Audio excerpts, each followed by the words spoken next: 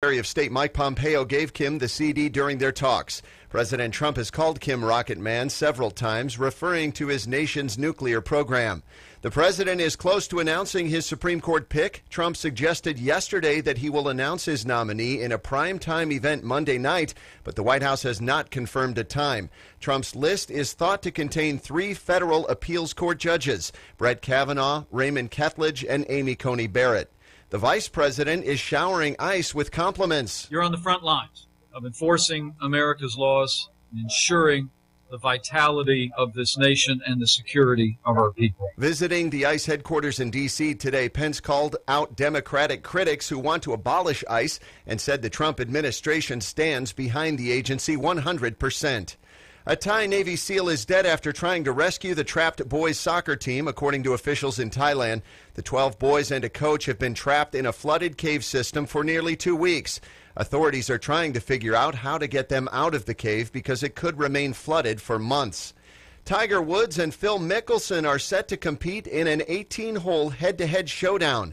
Golf.com reports the sides are negotiating an 18-hole match with the winner taking home $10 million. You're listening to the latest from NBC News Radio. Hi, I'm Phil Graney, philsgang.com. If you want to join my gang, 877-600-GANG. That's 877-600-GANG. If you want to be in the program where you feel you're so busy you don't have time to learn, you're so busy you don't have 2 seconds to give to it, then do my video program where I will take a stock like we took our oil stock. I do a video after my radio show on those couple stocks, and I explain what to do. It's like a self-help video, and it just tells you when to buy it, and then as we're going along, I'll tell you, okay, time to add to your position, or I may say it's time to take off some of your shares, or I'll say to you, it's time to run like hell. The biggest benefit is we're going to reach out to you, and we're going to help you, and then we hope you reach back and help St. Jude. For more information, go to philsgang.com or give us a call at 877-600-GANG. That's 877-600-4264. That's 877-600-4264. Thank you, Inland Empire, for listening to KCAA Radio.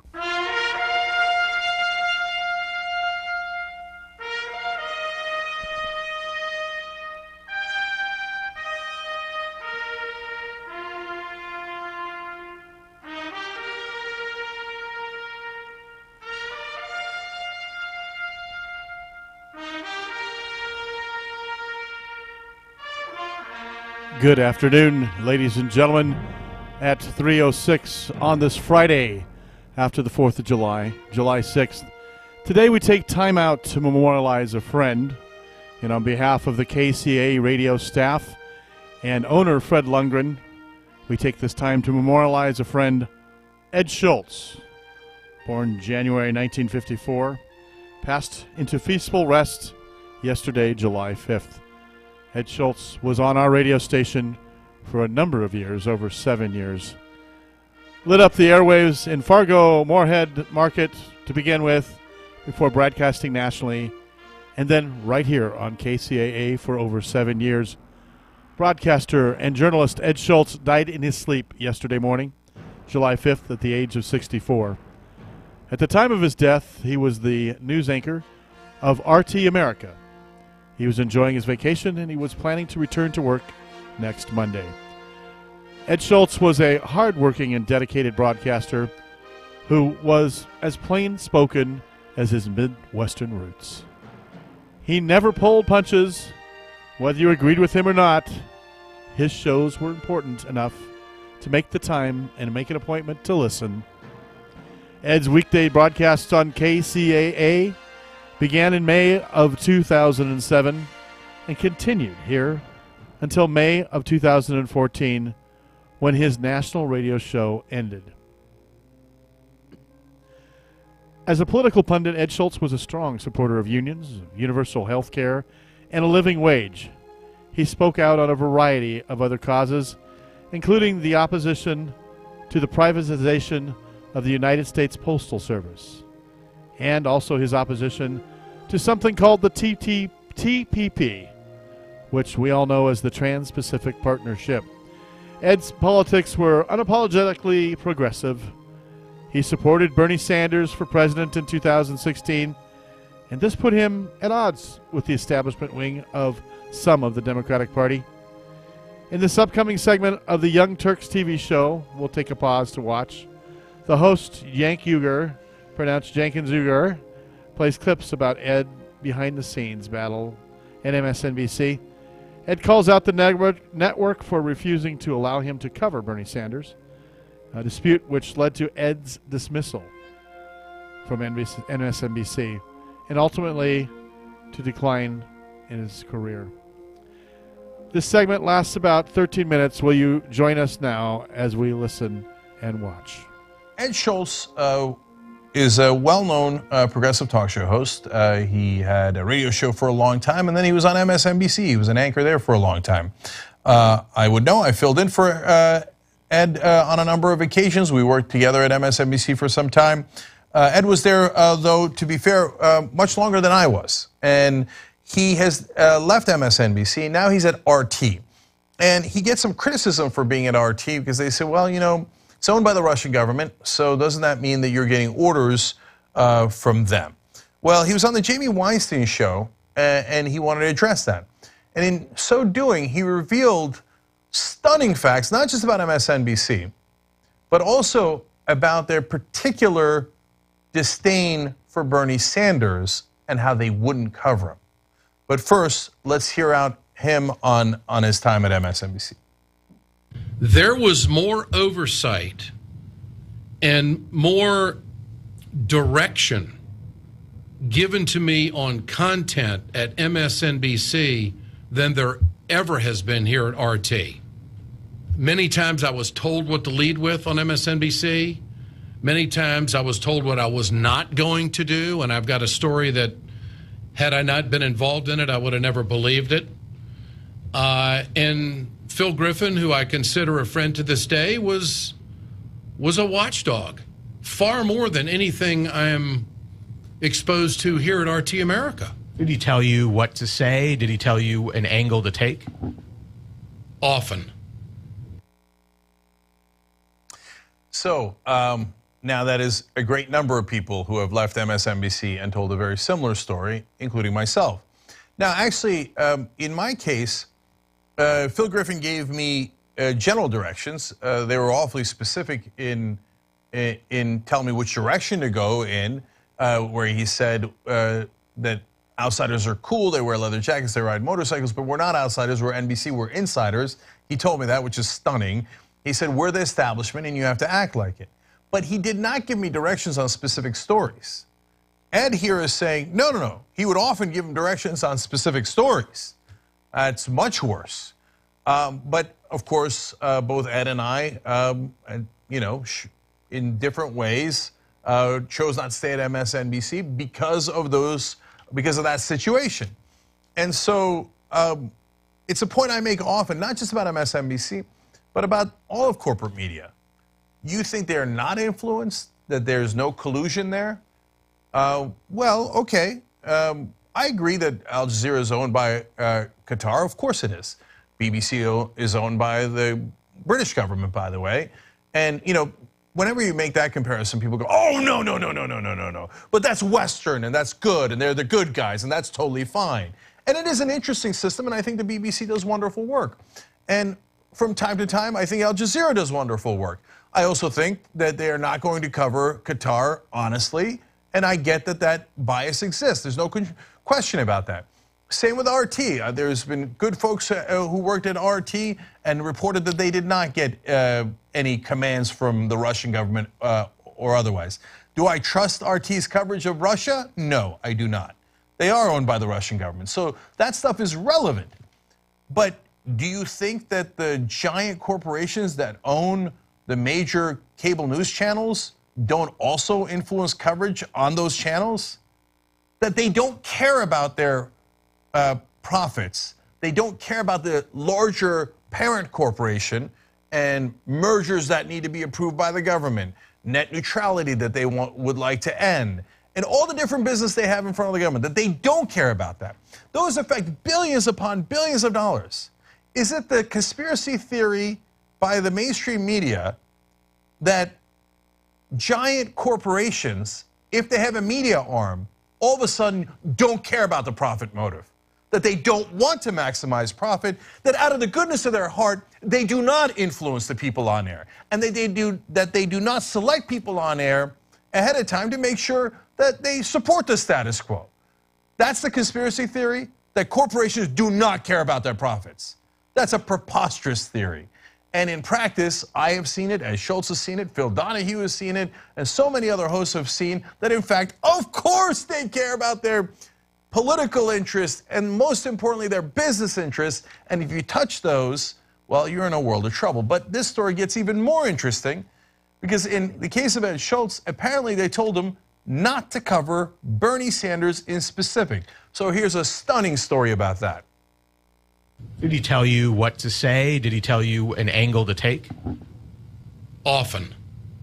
In fact, when Bernie Sanders was announcing that he was going to be a candidate for the nomination of the Democratic Party in Burlington, Vermont, I was the only cable host between Fox, MSNBC, and CNN that was there live to cover it. Now, there were live cameras there, but we had coordinated with the Sanders campaign that at 5 o'clock he was going to make his announcement, and we were going to cover this on the Ed Show. I go to Bernie Sanders' house that afternoon, an interview in the backyard, about a 15-minute interview. The grandkids are running around. It's a big day for the Sanders family. He's going to announce that he's running for president. We're going to carry it live later on in the day, and we're going to run this one-on-one tape with Bernie. 3,000 people are there on Lake Champlain. It's 5 minutes to air, and I get a phone call from Phil Griffin. You're not covering this. I said, Phil, Bernie Sanders is announcing he's running for president. He's going to be a president. I don't care. You're not covering this. And it got rather contentious. And Why though? I don't, well, now you're asking me for opinion. I'm giving you fact right now about what happened. Mm-hmm. And other people who were there with me will attest to the fact and back me up that this is what happened. We were told that we had to cover something down in Texas that was totally meaningless, and another press conference in Baltimore, which was already had been in the news for a few days. We're covering Bernie Sanders live. We're coordinated with his campaign. And I'm told 5 minutes before, you're not covering Bernie Sanders. Now, let me give you the opinion. I think the Clintons were connected to Andy Lack, connected at the hip. I think that they didn't want anybody in their prime time or anywhere in their lineup supporting Bernie Sanders. I think that they were in the tank for Hillary Clinton, and I think it was managed, and 45 days later, I was out at MSNBC. Wow. So I've told you in the past about how the media and the cable news channels in specific, in some ways, rigged the election on behalf of Hillary Clinton. And I don't mean in terms of a smoke-filled room and they got together and passed around notes, but given Ed's story, I might have to rethink that. But no, in the sense that they would say that Hillary Clinton already had a gigantic lead, that she had a lead of hundreds of delegates. Well, those were the superdelegates, and the superdelegates don't vote until the end of the primary season. And they often change their vote. They did when Obama and Hillary were running. The last time there was a contentious Democratic primary, a lot of the superdelegates changed their votes. So counting them ahead of time was, at best, journalistic malpractice. CNN did it, Fox News did it, MSNBC did it. But it turns out that was the tip of the iceberg. It looked like they were not covering Bernie Sanders at all. And usually what they say is, oh, no, we didn't think he had a chance of winning. Well, he closed a 60-point lead. That was historic. That was unbelievable in 2015. And they still wouldn't cover him. And now we find out from Ed that, in fact, no, they actively were told not to cover Bernie Sanders. I had another on-air talent at MSNBC tell me off the record that if they ever criticized Hillary Clinton, they would immediately get a call from management. I don't know if you remember, but Mika Brzezinski on air said that if she ever said that Hillary Clinton wasn't necessarily going to win, the Clinton campaign would call MSNBC, and then MSNBC would talk to their hosts. So if that's not in the tank for Hillary Clinton, I don't know what is. So yes, MSNBC, the so-called progressive channel, rigged the elections in some ways, in the ways that they could, against the progressive candidate. Ed's not done yet. One last clip here. Listen. When you see how the campaign unfolded, Donna Brazile feeding Hillary Clinton questions at the campaign, the DNC undercutting Bernie Sanders, the superdelegates that were organized by Hillary Clinton. I mean, in my state of Minnesota, where I'm a resident and pay taxes, Al Franken and Amy Klobuchar were superdelegates, and despite the fact that Bernie Sanders won Minnesota, they supported Clinton. It was the fix was in. The fix was in with the mainstream media. The fix was in with managing the news and shutting down Bernie Sanders. And it wasn't until he started matching the Clintons and raising money that he became, well, we got to cover this guy. But from the start, the Clintons didn't want any competition. They didn't want Bernie Sanders around. They didn't want the Keystone XL pipeline. They didn't want to push her on that issue. They didn't want to push her on free education for all, and they certainly didn't want to push her on the TPP and also universal health care. Those were four main issues that Bernie Sanders, had he not been in the campaign, Hillary Clinton would have never had to address. And so I think the fix was in early on to Deep Six Bernie. To this day, it kind of pisses me off. Well, it pisses a lot of us off. So who affected the election more? The Russians or cable news? Is that an open question? Look, I think the Russians did interfere in the election. I've said that about 1,000 times. But what did they have, about 40 Pinterest accounts or something? They sent a couple of million Twitter impressions. Look, any host on air gets a couple of million Twitter impressions in an afternoon.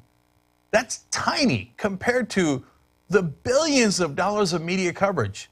And you guys have probably all heard the stat that Donald Trump got $2 billion in free media coverage. And that was before the general election. You remember all the empty podiums that CNN would show? Well, Fox News did it, CNN did it, MSNBC did it. And they gave a ton of free coverage to both Donald Trump and Hillary Clinton. But it turns out they also actively blocked the coverage of Bernie Sanders. That's not playing around the edges. That's not a couple of Twitter impressions or a Pinterest account. That's gigantic. That's billions of dollars. So who affected the election more? It's not close. So in shutting out Bernie Sanders, who, by the way, according to every poll, had a better chance of beating Donald Trump than Hillary Clinton, Phil Griffin, Jeff Zucker, the executives at Fox News, they all affected this election, helped to get Donald Trump elected, and made sure that the progressive candidate wouldn't win. That's what happened in this country. And that is far more important to our democracy than what the Russians did. They're both important, and I believe Mueller should continue his investigation. But is anybody ever going to investigate the outsized influence and the collusion of cable news to support right-wing candidates and to always be against progressives? No. What you will get instead is overwhelming silence, just like they did to Bernie Sanders, because it's not in their corporate interests. Young Turks.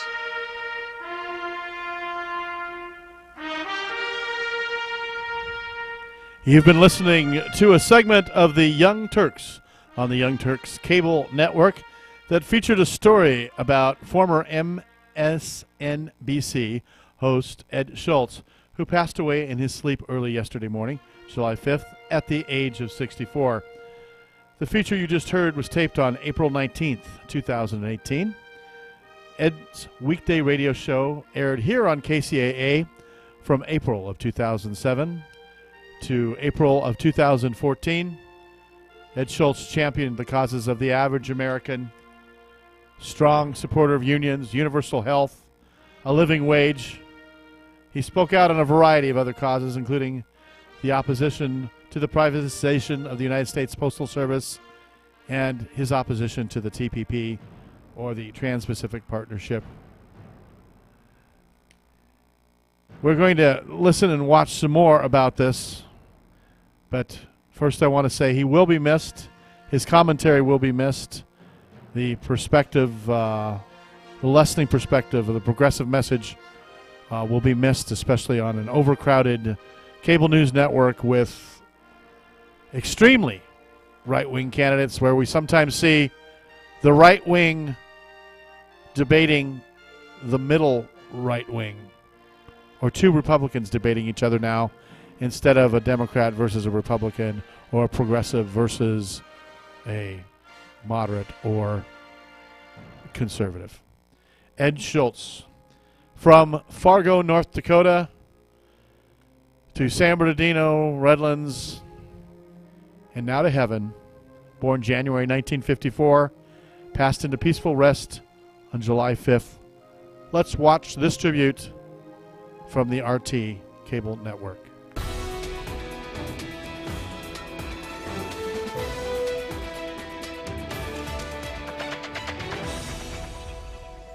I'm Anya Parampil reporting this evening from Washington, D.C. Tonight, we remember someone very near and dear to our hearts here at RT America.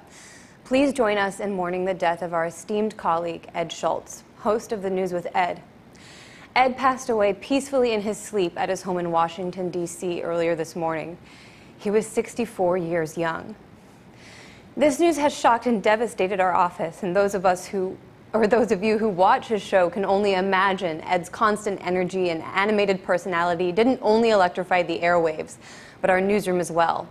RT's editor-in-chief, Margarita Simonian, released a statement today reading, quote, "We are devastated by the news of the sudden death of our brilliant anchor, one of the best TV journalists in America, Ed Schultz. When the campaign against RT America began and then was forced to register as a foreign agent, Ed set an example for all of us, saying, 'Let them call me what they want. I'm going to speak the truth no matter what.' Indeed, Ed set an example for all of us in many ways as a veteran of the business. I can speak from personal experience when I say Ed made an effort to mentor the younger reporters here at RT America. And I can speak for all of us in saying we recognize it was a tremendous honor to work with Ed. We only wish that experience hadn't been cut so short. Now the best we can do is to continue to do what Ed loved most, speak the truth no matter what they call us. And we'll do our best to meet his standard. This newscast is dedicated to remembering Ed. And tonight, our hearts are with the Schultz family. To reflect on Ed's life, I want to turn first to Larry King, host of Politicking and Larry King Now on RT America. Larry, it wasn't that long ago, only January of last year, that you, me, and Ed were all in this very studio covering the inauguration of Donald Trump. What do you personally remember the most about working with Ed? Well, first, Ed was a wonderful guy, a great co-worker, decent, nice human being, great family man. I've known him for years. When I did my show on CNN, Ed was a frequent guest. Then he was a pundit then. Ed would come from the Midwest, North Dakota and Minneapolis. He brought his very liberal views to MSNBC. And then he came to the middle and became an anchor at RT. I thought he was a terrific anchor. He told it straight down, gave you the facts as they were warranted. He was a wonderful person and a great asset to any news organization. RT is going to have a tough time filling that hole. We certainly will, Larry. You're from New York and you know this business well. You mentioned the fact Ed came from North Dakota. How many people do you know come from the Midwest like that and break into the big-time media? I mean, what made Ed so special? The only Dakotan I know who made it big was Tom Brokaw. Ed was special because he was Ed. He was down home. You knew he was a regular guy as soon as you saw him. There was no airs about Ed. He was certainly Midwest. He was down home American. You came through. You knew you could trust him. You knew he was a good guy. He wasn't going to snow you. He worked hard at what he did. We worked together in London on the Brexit show we did. We did the inaugural together with you, Anna. He was just, I imagine, by the way, was he ill? Or did he have a sudden heart attack? What happened? I believe it was a heart condition, but it came unexpected. I don't think we know much more at this time. I'm wondering, Larry, if you can share any personal stories of your experiences with Ed, just to give viewers an idea of the kind of man he was. Well, often when we worked together, before we went on, we would have discussions about sports. Ed started as a sports announcer, so we talk a lot about sports. We talk about the current news. Ed has his positions, I had mine. But we never, either of us, one thing we both did was leave our ego at the door. We talked about that a lot. I never, ever brought my opinions to an interview show. I never thought of myself that way, and neither did Ed. Once he was an anchor, then he was delivering the news to you, and you got the news through him to the audience. And I always credit him with that because he was always fair, balanced, a true journalist. I always enjoyed my moments with him, and unfortunately, I never got a chance to socialize with Ed. I wish I had. All of our dealings were either when he'd come on with me at CNN and we'd talk by remote, or when I worked with him, I had the wonderful occasions to work with him at RT America in either Washington, New York, or London. He was a delight to be around. He certainly was. And Ed's tireless commitment to the show came from his love for the American working class. Do you think any voice like that exists anymore in this country? I sure hope it does. Ed was a product of labor. He was a good example of the working class. I'm sure it exists. Media is so broad now, with 500 channels and so many areas where you get information with the internet. I'm sure those voices, they can't have disappeared. They must be somewhere in America. They're not I don't think they're in the 35th percentile, but they're there. They will be heard. I have a lot of faith in America, a lot of faith in people. Ed was a good example of what America is.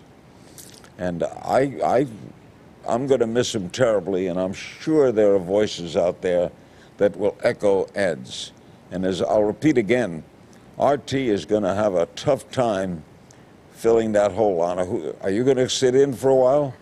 I don't think we have any answers as to what's next here. But I want to ask finally, Larry, what legacy would you say Ed leaves behind in journalism?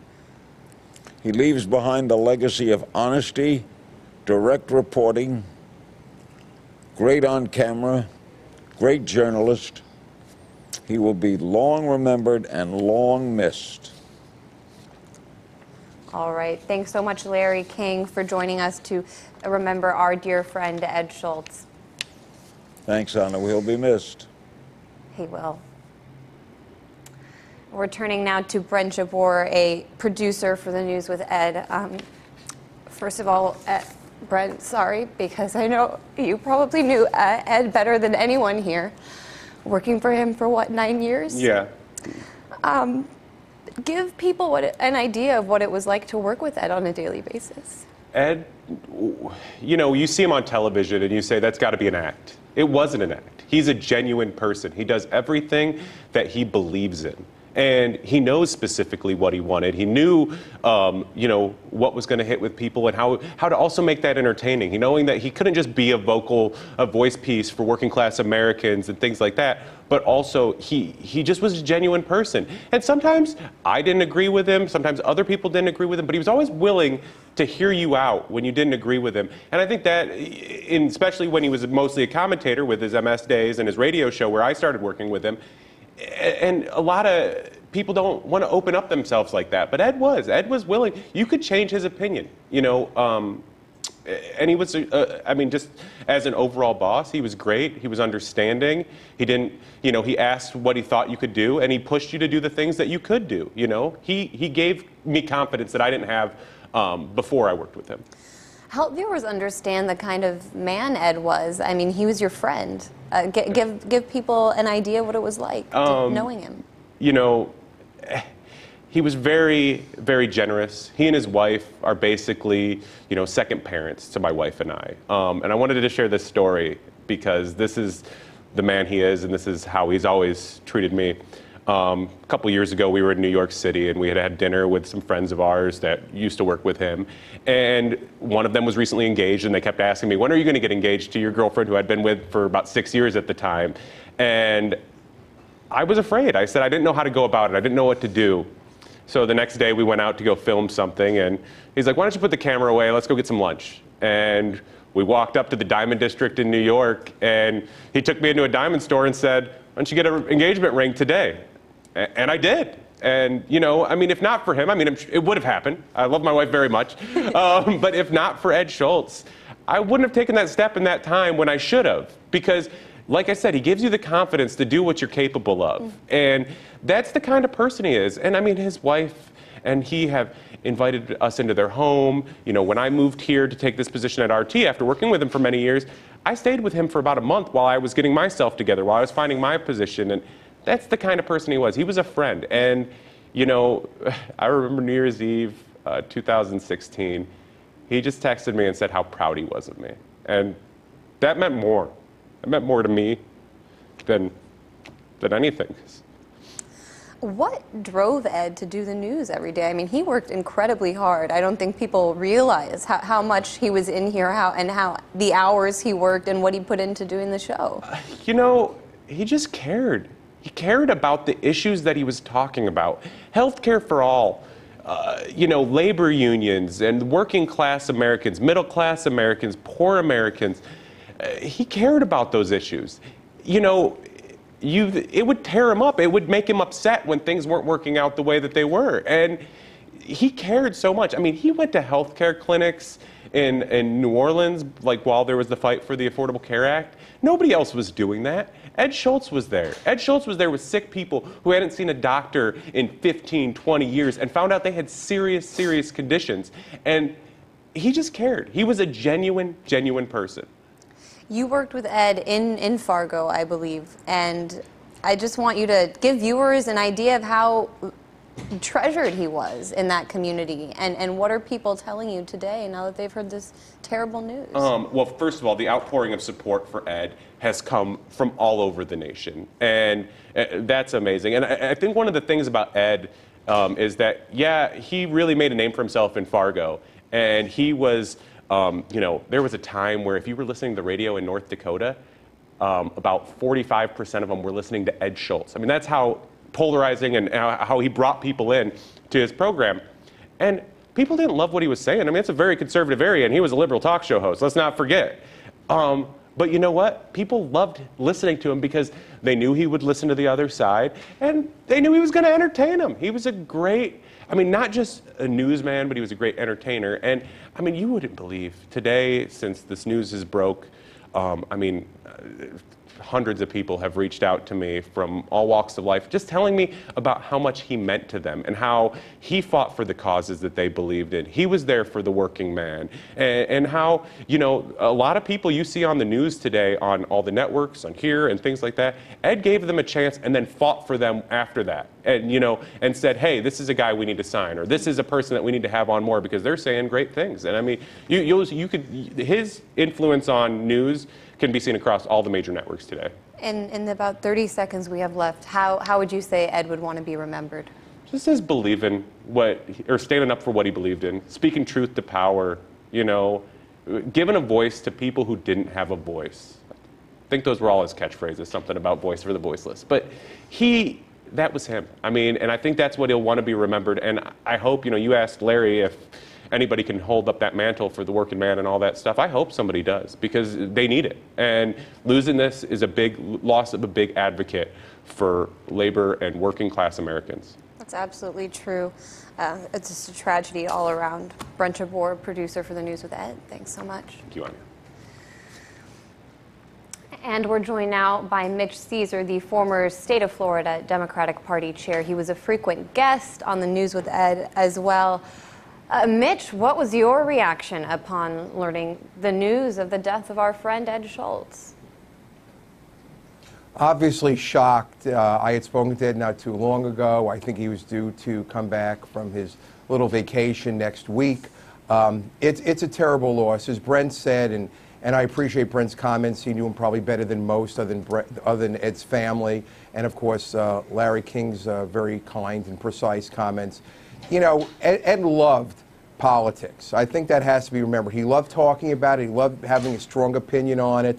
As said, he was a big advocate for the men and women of labor and for those who couldn't fight for themselves, those who were downtrodden, and just loved to be involved in the discussion of politics and try to get people to think. And what was your personal relationship with Ed like? What would you want people to know about him as a man? Well, I was very blessed. I had a relationship with Ed when he had the radio show. Then I had the opportunity with him on MSNBC and, of course, here on RT, which I'm very grateful for, to Ed and to everyone else.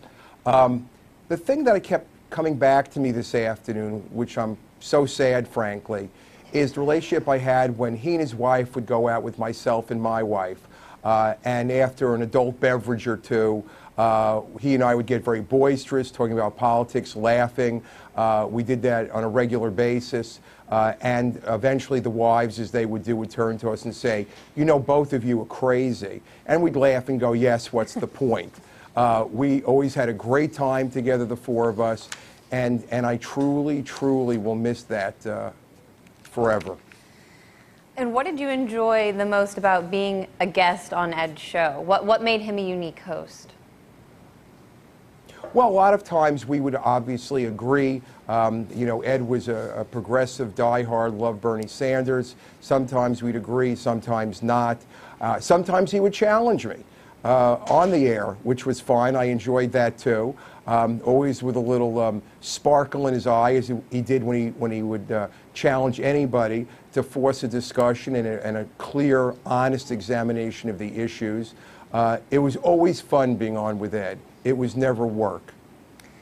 Ed also had an amazing grasp on American politics and was always happy to share his critiques of the Democratic Party. What do you think the Democrats can learn from Ed's legacy?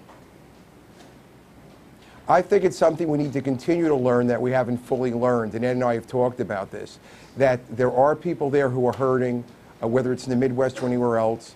They can't be left behind. Democrats try not to leave anybody behind, but I think we have to realize that perhaps that the people who live in the South may slightly disagree with the people who live in the Midwest or the Northeast, and that all opinions have to be at least considered. All right, we'll have to leave it there. Thank you so much for sharing your memories of Ed and Mitch Caesar. Thank you for the opportunity. We go now to Lionel of Lionel Media, who joins us from New York. Lionel, as a media critic, what role do you think Ed played in the world of journalism? Well, his role is obvious, but I'll tell you more than any kind of critic. Anya, I've known him for a long time because we were both in the talk radio business, and I've known him before all of his television manifestations, at least nationally. And this was a great guy. Loving husband. He and his wife were so close. You'd see him holding hands. He was a mensch. Bigger than life, big, garrulous guy, great sense of humor. I got to tell you something from just a human point of view. I would text him. I'll always have these. And this kills me because I would text him something that I thought was really important. And invariably, his response would be, who is this? Who's texting me? I said, Ed, it's me. Put my number, please, in your phone so you recognize me the next time I send you this important news. Sure enough, later on, I'd send something. Who is this? So we went back and forth. He had a great sense of humor. Remember, Anya, his laugh. When he saw something, he did not suffer fools gladly. We all know that. But he was this human. And I loved the way he and his wife were so in love, and his family. And I used to kid him about it. I said, Ed, you want to spend your time in a boat catching a fish? And he'd laugh about it. He was just genuine. And I want people to understand, and you know this, and anybody who's ever worked with him, yes, there was the professional and the passionate. By the way, in Fargo, that scene you were, I was there on the stage, he was a rock star. And I don't mean somebody who loved him because of just the fact that he was in TV or radio, but they loved him because he was them. He mirrored them. There will never be another Ed. And it says never. It says so much about Ed that he would go back and do an event like that in Fargo after making it as a big-time media guy here on the East Coast. Absolutely. And you know what, Anya, you can tell when some people, they don't have it. They stand there and there's this humanity that just doesn't exude. It doesn't connect. This was who he was. He was a rare talent. But the thing that I want everybody to understand, how he loved his wife. And we all know the travails. He spoke about it. This was a loving, generous man. They were so in love. It's so wonderful to see holding hands again, the affection. He was in our neighborhood. We'd see him a lot in New York when he was there. We've known him, my wife and I, for so long. His family must be so crushed. I'm so honored to have known him and so honored to be able to have chances where I could say I work with him. But aside from that, Anya, the humanity, the actual humanity, and frankly, it's something that you don't always say in this business. He was a mensch, and he will be so missed, and there will never be anybody like him. And everything you're hearing right now is from the heart. I can't, and I know I can't believe he's not with us. I'm expecting at any moment just to see him or hear him. It still hasn't, it's not hit yet. I loved Ed, and I love Ed, and I always will. It's incredibly difficult to be in this office. You know, we were all expecting him to be back here on Monday, and we're just going to have to learn to get used to life without his smile in the hallway. It's going to be very difficult. Lionel, thank you so much for coming and listen, on.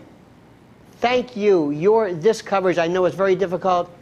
This is such a tremendous tribute to him, Anya. Thank you for this. And his family thanks you as well. Thanks, Lionel.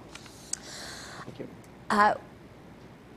We want to turn to some of the members of our team here on RT America, the correspondents. We have Steve Christakos, Ashley Banks, and Dan Cohen here, all joining me to talk about just what it was like to work with Ed. And you know, guys, for me it was pretty easy to look back on the time that I spent working with Ed. We hosted election night and inauguration night together, and there was always one moment that really stuck out to me as just classic Ed.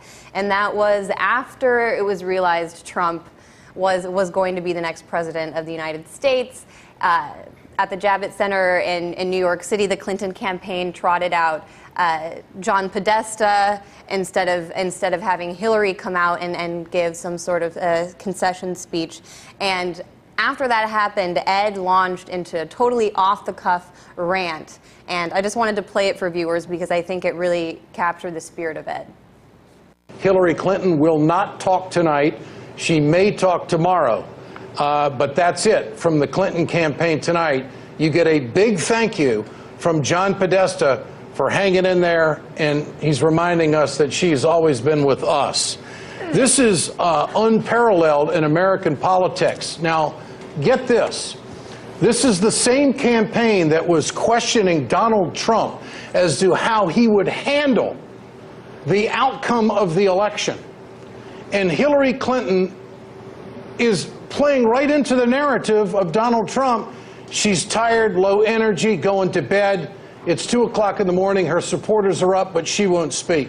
I think this is the epitome of arrogance in American politics. This is why she lost the election, if it turns out that way. It's this arrogance that it's hard to rally behind. That these people who have done so much for Hillary Clinton, they're left at the watershed tonight, inside the Javits Center in New York City. We'll see you tomorrow. We don't even know if we're going to be the president or not, but we'll see you tomorrow. And oh, by the way, she's been with you all along. I have never in my life seen anything like this. That is the mark of a quitter. I'm stunned. I'm more stunned about this tonight than anything else. I think that clip really captures why people loved Ed. I think he spoke for so many people in that moment who were feeling frustrated. And obviously, in the lead up to the election, he was one of the few voices Democratic Party voice is willing to say that, maybe Bernie Sanders was the way the Democrats should have gone.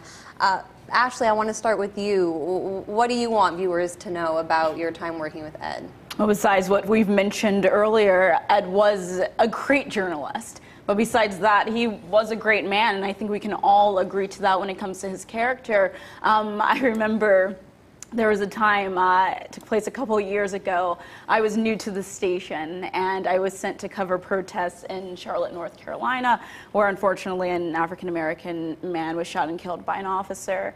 And I was new to the scene, new to journalism, and I had to do a report for Ed's 8 p.m. show. And I was given my report, and I was told by the producer, he was speaking in my ear saying, we're only going to ask you a couple of questions, and then the hit will be over. We have to move on to another guest. So I answer my 2 questions. They go on well. And then Ed throws me a curveball. He throws me a 3rd question. I'm like, okay, Ed, I'm just going to roll with it and see what comes out. That goes exceptionally well. He then sends me a message afterwards, and he's just like, you did a very great job with that. He said, I know I said we were only going to ask you a couple of questions, but I threw you a curveball because I knew you could answer it. I wanted you to know what you were capable of. I already knew you were capable of doing this, but I wanted you to see that. Yeah, and that's what I said earlier about the fact that he really did make an effort to take all of us under his wing, too. Steve, Dan, you guys joined the reporter team more recently, but do you have anything that you want to share about your time with Ed? I definitely do. I mean, Ed really, from the beginning, day one, he welcomed me as a part of the team. He had a passion for sports, so he was excited that we were going to have a sports segment, and I was honored to be asked to be a part of that. And I remember one of the first weeks I was doing it, I went in after the first week to his office, and I said, hey, Ed, I'm sorry to bother you. I was a little intimidated. He's a larger-than-life figure. And he said, no, come on in. He was very welcoming. And he said, what do you need? What do you need? And I said, I just want to know if I'm doing everything okay. Is my writing okay? And he said, you're doing great, but here's some advice. And he got up and he started writing a golf highlight, a sample for me to have as a reference. And he said, you're great, just you don't need as many words to describe what's going on. He said, make every word count. And that was his advice. And I still have that piece of paper at my desk, and I reference it every day. And he just instilled that confidence in me. For somebody being new in this business, him starting out as a sports broadcaster really helped too. Yeah, he certainly did. Dan, what would you like to add to our reflections on Ed? Well, I think Ed was a man of integrity and principle, and he was open to alternative viewpoints. He wasn't afraid to be wrong even, when he would disagree with guests and different people, that was fine with him. And it was the mark of a real newsman, I think. I mean, I look back at one experience I had just in my first couple weeks here where I saw him in the hallway, and Ed says, what do you got for me today, Dan? And I was like, well, I'm doing a report on how CNN is whitewashing Al-Qaeda in northern Syria to promote regime change. And he was like, all right, great. And, this is not Ed's typical thing he goes after. So, he had his faith in me, and he went with it. And, I think we lost a larger-than-life figure today. Definitely someone who was like a father to the office. I mean, the way he kind of looked out for all of us. And I know I have similar stories, Steve, about writing a script and turning it, and then him writing back with his own critique of it. Ashley Banks, Steve Christakos, Dan Cohen, thanks a lot.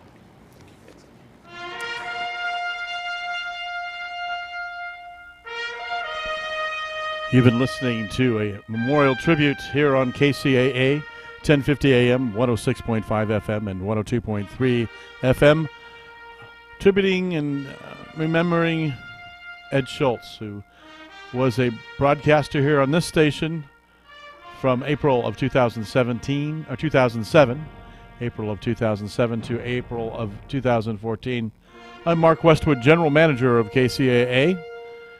For the staff and the crew here, and for the owner, Fred Lundgren, we say that Ed Schultz will be deeply missed.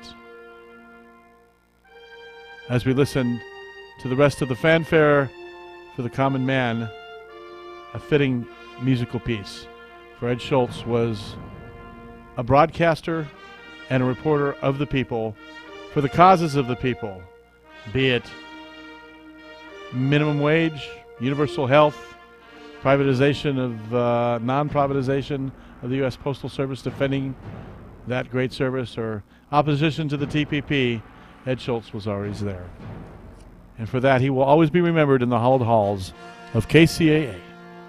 1050 AM, 106.5, and 102.3 FM. I'm Mark Westwood.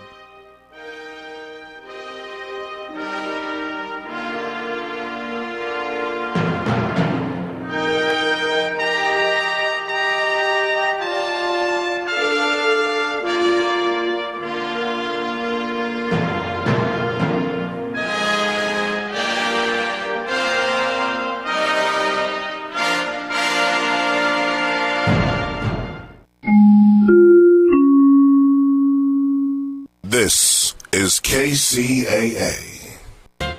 Generals plan wars, but battlefield commanders do the bloody work. So meet HUD Secretary Ben Carson, a quiet but bloodstained commandante in General Trump's relentless war against poverty-stricken Americans. Carson is loyally serving the extreme right wing's ideological crusade to destroy the very idea of housing subsidies for poor families. He has taken a budget axe to the program that enforces our society's fair housing laws, and he even stripped the words "free from discrimination" out of HUD's mission statement. Such sneak attacks, however, were deemed too subtle by Trump's political base of hardcore haters of poverty programs, so the Commander-in-Chief demanded a frontal assault on the poorest of the poor. Carson delivered, dutifully proposing legislation to triple the monthly rent that the most impoverished of public housing families would pay, including increased rents for the elderly and disabled. To add cruelty to this nastiness, Carson also called for eliminating child care and medical deductions that public housing families can subtract from their rent payments. He tried to pass off this cold-blooded ambush of real people as merely a bureaucratic, quote, streamlining, calling it necessary to cut the federal deficit. That's a despicable ruse, for the deficit was deliberately and grossly inflated just a few months ago, not by poor people, but by the trillion-dollar tax giveaway passed by Trump and the Republican Congress for the very richest people in America. And let's not forget that Carson himself was willing to bloat that deficit when he recently tried to spend taxpayers' money on a $31,000 dining set for his office suite. Fortunately, this plutocratic purchase was exposed and canceled, but was he embarrassed? Nah. This is Jim Hightower saying, so Trump, Carson, and the GOP Congress critters have also added hypocrisy to the nastiness and cruelty of their ongoing war against the poor. Why are you listening to this radio station?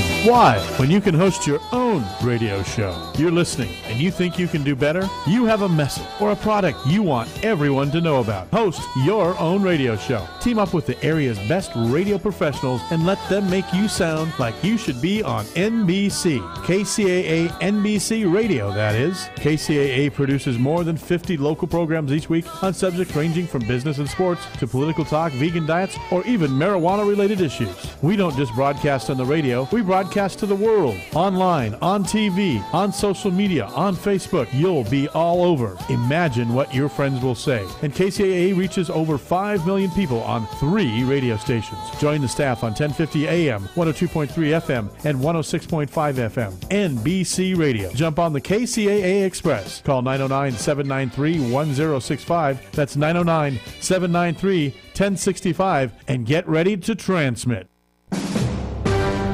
NBC News Radio, I'm Brian Shook.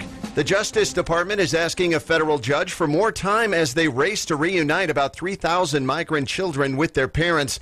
Government lawyers want an extension to the court-mandated July 10th deadline for kids under 5 years old.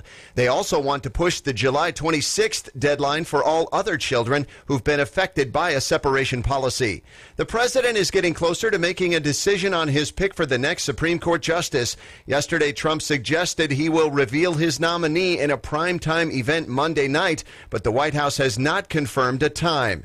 Elon Musk is sending a team of engineers to Thailand to help rescue 12 boys stuck in a flooded cave. A spokesman for billionaire tech CEO Elon Musk said his engineers could use the latest technology to pinpoint the boys' exact location, pump water out of the cave, and provide Tesla battery power. The boys and their soccer coach have been trapped deep inside the cave for nearly 2 weeks, and efforts to rescue them have been hampered by flooded passageways. There's growing concern about the weather and the oxygen level in the cave where the boys are staying. Lisa Carter, NBC News Radio. A man from Texas is being given a $5,000 bond after being accused of stealing a San Antonio teen's Make America Great Again hat.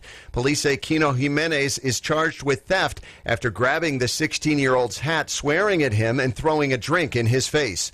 The confrontation was captured on cell phone video, which has gone viral.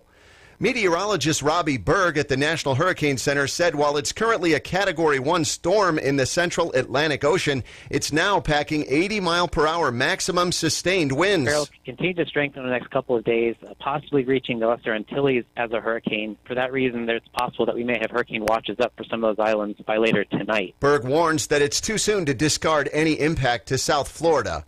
You're listening to the latest from NBC News Radio.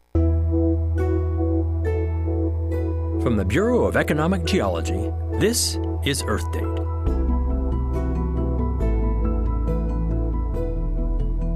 Lithium, the lightest metal, has transformed our rechargeable battery technology, but it can also be transformative in the human mind.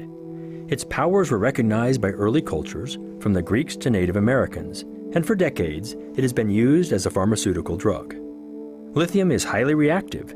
It's one of the few metals that will easily burn. If you try to put it out with water, it reacts violently as it splits off hydrogen gas, which also burns. When lithium